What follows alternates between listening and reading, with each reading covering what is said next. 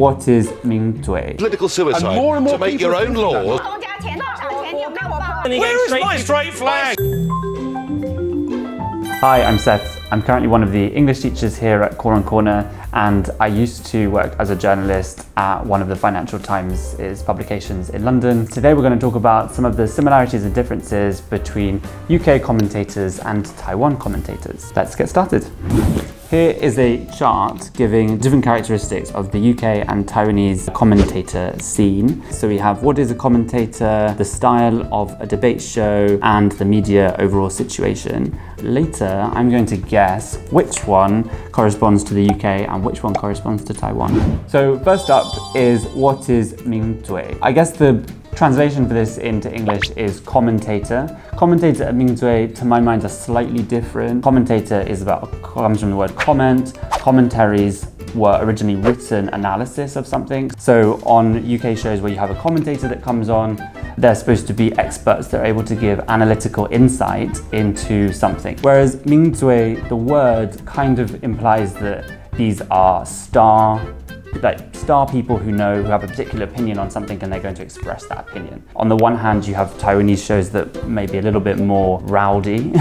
叮咚的银行这么多，你却选择我。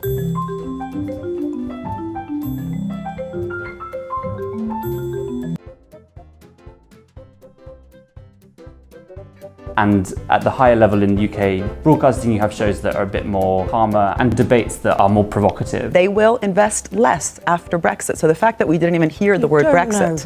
You don't know that. Let's get Lana first, and then we'll take Ruthie's out. Let me just have one more bite on the self-employed. So your contention is we can disagree with the US, and the US will listen. Well, do you agree with that? I mean, there's ways and ways of doing it. Obviously, but and you pick your battles, and you don't disagree on everything. I want to hear Jeremy's answer on this.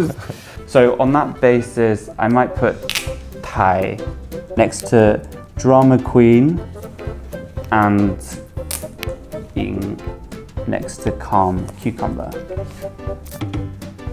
So next up, we have the linguistic style of these commentators. One is attention-seeking, the other one is spicy wit. There's this kind of different style, so I can explain that a little bit. The UK kind of BBC style, or the sort of Newsnight Jeremy Paxman style, is being kind of quite cold, asking provocative questions, but still being relatively calm, potentially quite sarcastic in their approach to dealing with politicians who won't answer questions. I have accounted for my decision to dismiss Derek Lewis. Did you threaten to overrule him? Detail before the House of Commons. I note you're not answering the question whether you threatened to overrule him. The important aspect of this, which it's very clear to bear in mind. I'm sorry, I'm going to be frightfully rude, but yes, you can. I'm sorry. It's a quite straight yes or no. You can put the question, and I will give you an answer. Did you threaten to overrule him? I was entitled to express my opinion, and that is what I did. With respect, that is not answering the question of whether you threatened to overrule him. But there's also another style, even in the UK, where you've got people who, like Piers Morgan, who kind of create these rowdy environments. They're provocative, but they interrupt people, they try and get a reaction out of people, and they also want to get a reaction out of the audience. Everywhere you go is pride. Do we need to be that exuberant about it? Are you blaming gay people for that? I mean, no! I thought the company... Honestly, I don't care what sexuality anybody is. I don't think most people do anymore. Right, so what is the problem then? Why are you so triggered by a flag? I'll tell you what a rainbow flag. You mentioned Regent Street. I'm not triggered by a rainbow flag. I'm triggered by the fact that everywhere I go for a calendar month, everything has to be a rainbow flag. Well, I'm triggered that everywhere I go for the entire year, everything has to be straight. Why is straight Where's everywhere? my straight flag? Why am I constantly getting straight? Where is my straight flag? Straight people holding hands in the street. When have you ever seen a straight flag? So these are two different styles of journalism, I suppose. One is a kind of like a broadsheet style of journalism, and the other one is a tabloid style of journalism. While in Taiwan, you can see more of the sort of tabloid style journalism in the way that the commentators engage with the audience and with their guests. So generally there's more graphics on the screen, it's a bit busier, the linguistic style is a bit more high-pitched, and people speak faster, they speak over each other. 黄仁勋不是省油的灯啊，他是个非常强硬的人。会长要跟他拍照，他都跟他拍照了。那是跟你拍照没有问题，但是在商场上面来说，他是绝对把你宰的痛不。企鹅怕水，老鹰怕高，听起来不是很好笑吗？可能吧，老鹰要天上飞，企鹅要水里游。是啊，怎么可能是这样？他怎么活下去？但是没想到，我们真的就有可能遇到这样的状况。来，我们现在先看到一般正常的企鹅，应该是家哦，你看好厉害啊，厉害一游，而且你看他要多大，这撞到冰了。I suppose on that basis, I might want to put Thai next to attention seeking. But I think the UK is becoming equally as attention-seeking. I don't think it's not a clear-cut division between the two. And I guess spicy wit, the home of sarcasm, goes there to Ingor.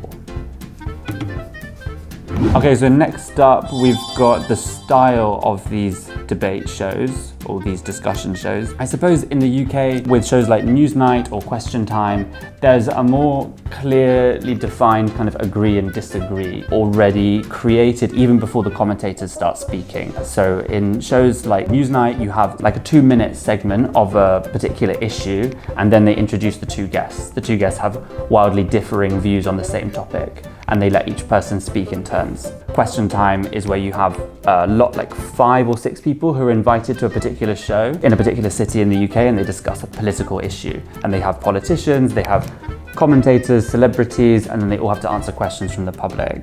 That's kind of where you have a live debate where lots of people are agreeing and disagreeing. From what I've seen in Taiwan, you have more of a structure where people are invited to speak and they all have their own opinion, which they kind of clearly state with a little bit of crossover, and the dividing lines between who's agreeing and disagreeing is not quite as clear. It's quite difficult to work out which one typifies which. I guess Taiwan is maybe a little bit more of a discussion, but still it's kind of, some people are debating, but they're not necessarily disagreeing with each other. And the UK, likewise, I feel like even if there's stronger dividing lines between agreeing and disagreeing, they're still also kind of contributing to a broader discussion. So I feel like, yeah, I'm gonna put my stickers around about there.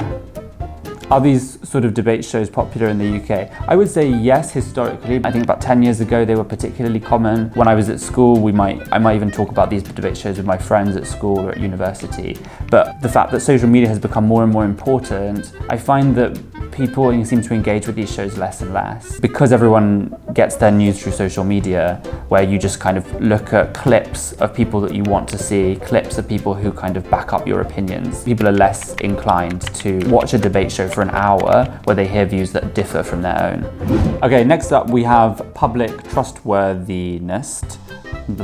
Okay, next up we have public trustworthiness. Trustworthy or unreliable. I think in a broader context where people trust the media less, a lot of people kind of feel like what they hear journalists say on the TV or on the radio is more unreliable. Commentators are the experts in a particular subject. Will they be trusted more? On a certain level, yes, because they have a certain authority in a particular field, for instance. But I still think that it's not 100%. There's no way that it's 100% in the UK. In Taiwan, I feel like because the debate shows, as we've sort of hinted at, are maybe a little bit more dramatic, I would imagine that people trust it less. It's more of an entertainment show than a source of trustworthy information. But I think the overall trend is that many people see that across all forms of media broadcasting. So on that basis, and it seems that it's actually quite realistic that everyone is kind of more and more argumentative and sort of screaming at each other. How is it political suicide to make your own laws in your own country? Or do you loathe democracy so much? Ding, ding, ding. No, this point's fundamental. Democracy? What is wrong with running your own country?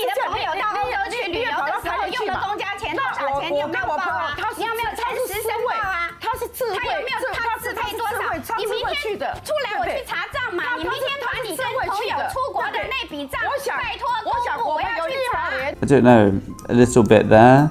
Trustworthy, I guess, not really for me to say. This is not my opinion, but yeah, I suppose UK might go here. It might look something like that. Okay, the last one we have is the media environment. So on the one hand, we have clickbait chaos, and the other one we have grandma's favorite show. In terms of media commentators, does this create clickbait chaos? Definitely, like I see on Threads or on Instagram, like on social media in Taiwan, lots of these kind of short clips get shared where they have big bits of text and like kind of sound effects and stuff. I guess that adds to the idea that maybe this is a bit kind of clickbait-y chaos. But I think in the UK, you've got more people sharing shorter videos, shorter snippets of debate, and they're decontextualized. Views and clicks have become the metric by which most organizations judge their success. So I think clickbait chaos kind of typifies pretty much the whole of the online space. So Grandma's TV show, I mean, I think they're both in the middle, to be honest. The UK and Taiwan are both in the middle, as are all countries, between Grandma's favorite TV show and clickbait chaos. And slowly but surely, we're all going to be moving up there, all the way up to the first C in terms of clickbait chaos. In conclusion, we've kind of started at the idea where you can see how perhaps the traditional idea of a commentator is a little bit different between the UK and Taiwan. But as we've gone down and looked at trustworthiness, at media landscape, and even the form of the show, you can see that the two have kind of become more and more closely aligned. And I think that is the result of social media. Social media seems to function as a flattener across lots of different media landscapes, because obviously, typically media landscapes change country to country, but everyone is equal in the eyes of the internet, and the same sort of trend is happening everywhere. This is my opinion personally. It seems to suck out some of the nuances and the interesting things about a public debate, which is unfortunate. But I think that if you kind of peel back the history of Taiwan and the UK, you start to see that there are different of democracy, arguably. You have a different level of trust or understanding of the public debate more broadly. So in many respects, it's kind of unfair to compare them in this way. It's kind of like comparing fried chicken and baked potato. Baked potato being one of the staples of the UK diet. And that's all from me. Thank you very much for watching. I hope this was informative about the global media landscape and about some of the differences between Taiwanese and UK commentators.